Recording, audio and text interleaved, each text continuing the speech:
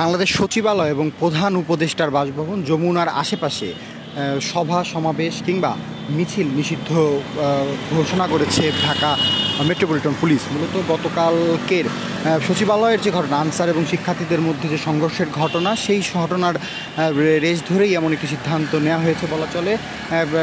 ডিএমপির commissioner Moinul Hasan গণবিজ্ঞপ্তিতে তথ্য জানিয়েছেন। তিনি বলেছেন, গণবিজ্ঞপ্তিতে বলা হয়েছে যে অডিয়েন্সের 29 ধারা মোতাবেক ক্ষমতা বলে এমন সিদ্ধান্ত নেওয়া হয়েছে, যা পরবর্তী ঘোষণা না আসা পর্যন্ত কার্যকর থাকবে। এবং আজকে কিন্তু যে চিত্রটি আমরা দেখানোর চেষ্টা করছি, আজকে জন্মাষ্টমীর বন্ধ, সচিবালয়ের কিছু কিছু বিশেষ শাখা মূলত খোলা রয়েছে। তাছাড়া মোটামুটি সচিবালয়ের যারা কর্মকর্তা কর্মচারী রয়েছেন তারা অনেকেই ছুটিতে রয়েছেন। এক প্রকার সচিবালয় বলা চলে যে ফাঁকাই রয়েছে। এবং সচিবালয়ের সামনে সেনাবাহিনী এবং আইন শৃঙ্খলা বাহিনীর পুলিশ, র্যাব সহ র্যাব মোতায়েন করে, তাছাড়া বিজিবিও কিন্তু রয়েছে। আমরা দেখতে পাচ্ছি যে র্যাব সেনাবাহিনীর যে এপিসি কিন্তু রয়েছে, অর্থাৎ চারপাশে সচিবালয়ের চারপাশে এপিসি রয়েছে। আমরা কিছুক্ষণ আগেই প্রধানমন্ত্রীর যে বাসভবন, সেই বাসভবন, প্রধান উপদেষ্টার যে বাসভবন যমুনা, সেই যমুনার থেকেও আমরা এসেছি। আমরা সেইখানকার চিত্র যেটি দেখেছি যে সেখানেও একটু অতিরিক্ত নিরাপত্তা কিন্তু জোরদার করা হয়েছে। আমরা দেখেছি যে প্রচুর সংখ্যক পুলিশ সদস্য বাসভবনটির সামনে রয়েছেন। সেনাবাহিনী অর্থাৎ প্রধানমন্ত্রীদেরকে যে এসএসএফ রয়েছেন, এছাড়াও কিন্তু দেখা যায় যে তাদেরকে যারা সিকিউরিটিতে থাকে সেনাবাহিনীর যে টিমটি, সেই টিমটিও কিন্তু সেখানে রয়েছে। তো সব কিছু মিলিয়ে আসলে বলা চলে যে র্যাব রয়েছে, ডগ স্কোয়াড রয়েছে, সব কিছু মিলিয়ে আসলে ওইখানকার অর্থাৎ প্রধান উপদেষ্টার যে বাসভবন, সেই বাসভবন নিরাপত্তা কিন্তু সার্বিকভাবে জোরদার করা হয়েছে। দর্শক, একটু তথ্য দিয়ে রাখি, মূলত কিছুদিন ধরেই যে 5ই আগস্ট সরকার শেখ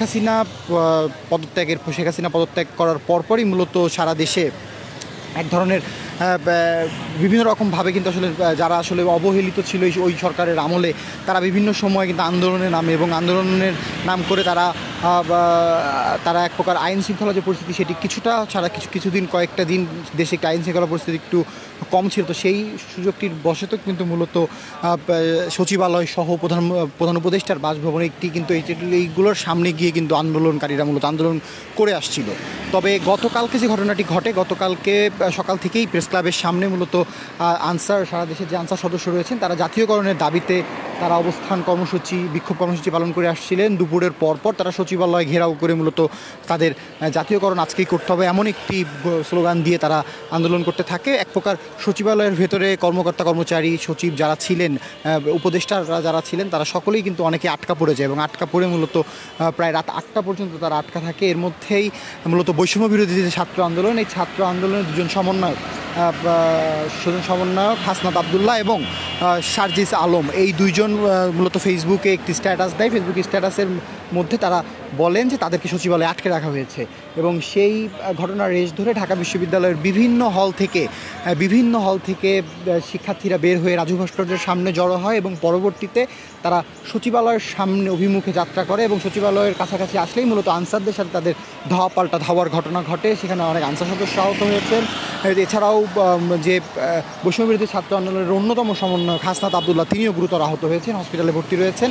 এবং সেই বিষয়টি কিন্তু পরবর্তীতে যখন ধাওয়ার ঘটনা ঘটে, পরিস্থিতি নিয়ন্ত্রণের স্বার্থে মূলত আইন শৃঙ্খলা বাহিনী পুলিশের পক্ষ থেকে সাউন্ড গ্রেনেড নিক্ষেপ করে পরিস্থিতি নিয়ন্ত্রণের চেষ্টা করা হয়। পরবর্তীতে শিক্ষার্থীদের ধাওয়ার মুখে এক প্রকার বাধ্য হয়, অর্থাৎ আনসার সদস্য যারা ছিলেন তারা এক প্রকার এই সচিবালয় ছাড়তে বাধ্য। এবং পরবর্তীতে বলা চলে যে রাত 9টার দিকে মূলত পুরো সচিবালয় শিক্ষার্থী এবং ছাত্র জনতার দখলে চলে আসে এবং দখলে আসার পর থেকেই সচিবালয়ের ভেতরে যে সচিব, যে উপদেষ্টারা যারা আটকা পড়েছিলেন, যে কর্মকর্তা কর্মচারী আটকা পড়েছিলেন, সেনাবাহিনীর ঊর্ধ্বতন কর্মকর্তারা এসে, এছাড়াও পুলিশের আইজিপি এসে কিন্তু তাদেরকে মূলত বের করে দেওয়া হয় এবং পরবর্তীতে মূলত বের করে দেওয়ার কাজটি আসলে ছাত্র জনতার মুখেই করা হয়। এর মধ্যে আনসারের যে মহাপরিচালক ছিলেন, এছাড়াও আনসারের যে অফিসের যে কর্মকর্তা কর্মচারী এখানে ছিলেন, অনেকের গাড়ি কিন্তু ভাঙচুর করতে আমরা দেখেছি। ছাত্র জনতা তারা আনসার ভুয়া বলে কিন্তু গাড়িগুলো ভাঙচুর করতে আমরা দেখেছি, একটি গাড়ি ভাঙচুরের ঘটনা।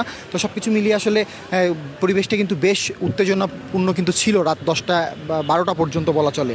এবং তার পরপরই ডিএমপির পক্ষ থেকে, অর্থাৎ ঢাকা মহানগর যে ঢাকা মেট্রোপলিটন পুলিশ, তাদের পক্ষ থেকে তারা একটি গণবিজ্ঞপ্তি জারি করেছে, যেখানে বলা হয়েছে বাংলাদেশ সচিবালয় এবং প্রধান উপদেষ্টার যে বাসভবন যমুনা, সেই বাসভবনের আশেপাশে কোনো ধরনের সভা সমাবেশ মিছিল কিংবা কোনো বিক্ষোভ করা যাবে না, যতক্ষণ বিক্ষোভ করা যাবে না, এবং এটি পুরোপুরিভাবে নিষিদ্ধ।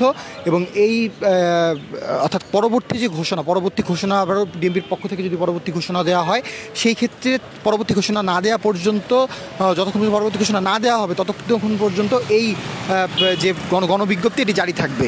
এবং আমরা দেখতে পেয়েছি আজকে সকাল থেকেই প্রধান যে উপদেষ্টা ডক্টর ইউনূস, তার যে বাসভবন, সেই বাসভবনের আশপাশে বলা চলে যে বাসভবনে যে এক ধরনের, যেহেতু প্রধান উপদেষ্টা তিনি অন্তর্বর্তীকালীন সরকারের, সুতরাং তার বাসভবনের আশেপাশে এক ধরনের নিরাপত্তা, এক ধরনের বিশেষ চৌকি কিন্তু থাকেই। এবং সেই বিশেষ চৌকির আড়ালেও কিন্তু আমরা দেখেছি যে আজকে রমনার এই পাশ সহ সকল দিক দিয়েই কিন্তু আইনশৃঙ্খলা বাহিনীর প্রচুর সদস্য মোতায়েন করা হয়েছে, স্পেশাল ফোর্স মোতায়েন করা হয়েছে, এছাড়াও র্যাবের ফোর্স সহ সকল, অর্থাৎ তাকে নিরাপত্তা, বাসভবনকে নিরাপত্তা দেওয়ার স্বার্থে কিন্তু সকল ধরনের, অর্থাৎ আইনশৃঙ্খলা বাহিনী, র্যাব, পুলিশ, বিজিবি সহ সকল সেনাবাহিনী, সকল ধরনের ফোর্স সেখানে মোতায়েন করে কিন্তু রাখা হয়েছে নিরাপত্তা দেওয়ার স্বার্থে। এবং আমরা দেখতে পাচ্ছি যে সচিবালয়ের সামনেও কিন্তু ঘটনাটি, সচিবালয়ের সামনে নিরাপত্তা দেওয়ার জন্য র্যাবের মোতায়েন করা হয়েছে। এছাড়াও সেনাবাহিনীর এপিসি, বলতে গেলে সচিবালয়ের যে চারপাশ, সেই চারপাশ জুড়েই কিন্তু এপিসি কিছুক্ষণ পরপর দেখা যাচ্ছে যে নিরাপত্তা দেওয়ার স্বার্থে।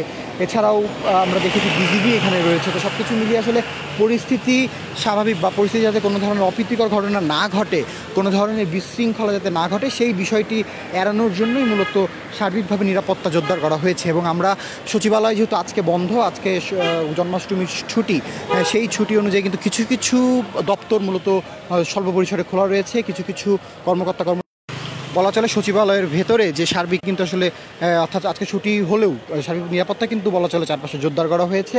এবং যেটি বলা চলে যে ঢাকা মেট্রোপলিটন পুলিশের পক্ষ থেকে গতকাল যে গণবিজ্ঞপ্তিটি জারি করা হয়েছে, যেখানে স্পষ্ট বলা হয়েছে যে সচিবালয় এবং প্রধান উপদেষ্টার বাসভবন যমুনা, সেই বাসভবনের আশেপাশে দুইটি জায়গার আশেপাশে কোনো ধরনের সভা সমাবেশ কিংবা মিছিল কিংবা কোনো ধরনের বিক্ষোভ কর্মসূচি পালন করা যাবে না, এমনটি পুরোপুরিভাবে নিষিদ্ধ করা হয়েছে। এবং ঢাকা মেট্রোপলিটন পুলিশের কমিশনার মইনুল হাসান তিনি তার এই বিজ্ঞপ্তিতে বলেছেন,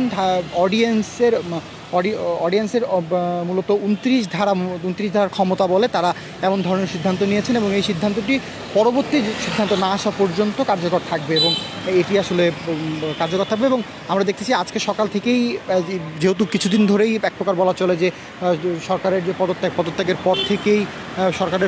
পর থেকেই কিন্তু হাসিনার পদত্যাগের পর থেকেই বলা চলে যে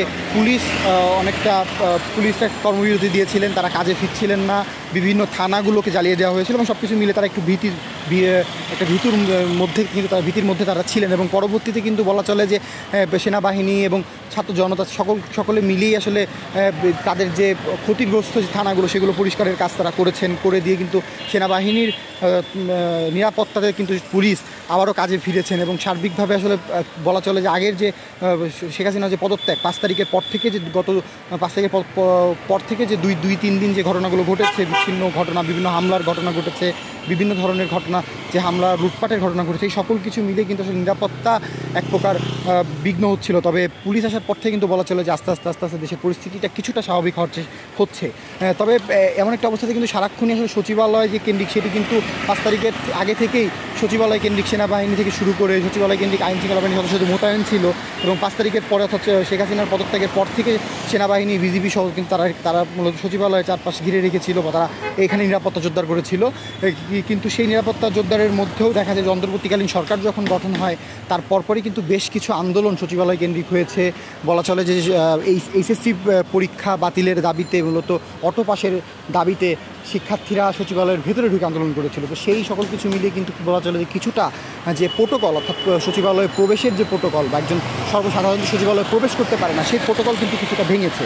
এবং সেই জায়গা থেকে বলা চলে যে পরবর্তীতে মূলত অনেকেই আসলে সেটি দেখে সাহস পেয়েছে, এবং আন্দোলনকারী যারা বিভিন্ন ধরনের গত 15 বছর যারা আসলে কোনো ধরনের আন্দোলনে সেভাবে নামলেও আসলে তাদের দাবি আদায়গুলো হয়নি, তারা এই সুযোগে মূলত আন্দোলনে নেমেছে, এবং নেমে তাদের যে দাবি আদায়, যে অনেকেরই আসলে ন্যায্য দাবি, সেই দাবি আদায় করবার ক্ষেত্রে তারা আসলে মাঠে বিভিন্নভাবে তাদের কর্মসূচি পালন করে আসছিল।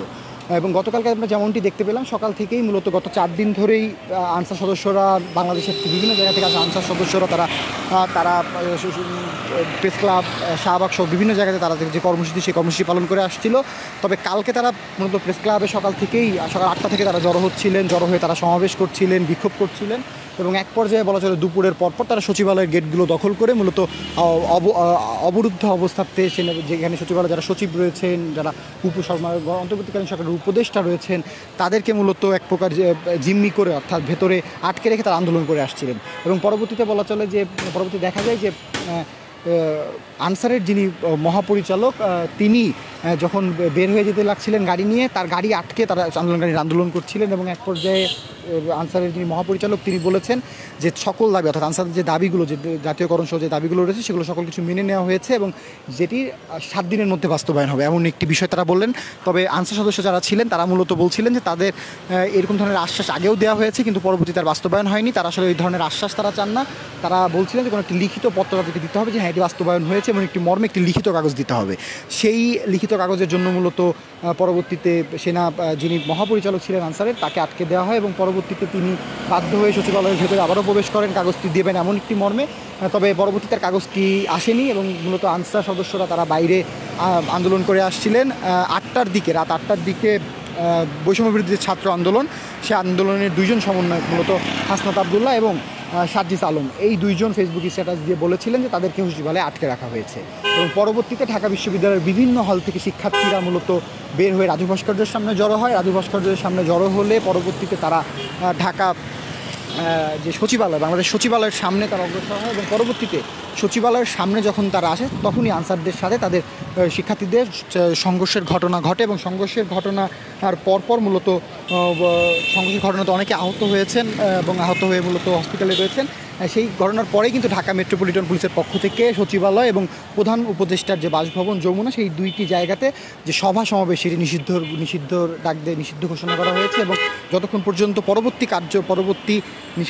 পরবর্তী নির্দেশনা না আসবে ততক্ষণ পর্যন্ত এটি কার্যকর থাকবে এমনটি জানানো হয়েছে। দর্শক, জানাচ্ছিলাম বাংলাদেশ সচিবালয়ের সার্বিক চিত্র। এই ছিল আমাদের কাছে সচিবালয় থেকে সর্বশেষ।